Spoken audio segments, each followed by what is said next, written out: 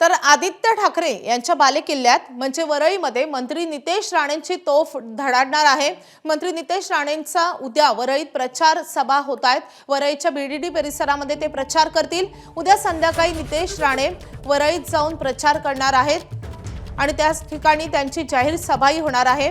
नितेश राणे यांच्यावर मुंबईतल्या काही प्रभागांमध्ये प्रचाराची विशेष अशी जबाबदारी सोपवण्यात आलेली आहे।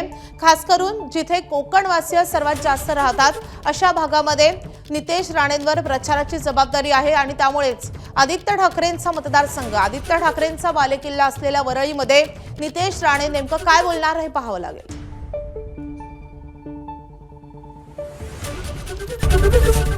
एबीपी माझा, उघडा डोळे बघा नीट।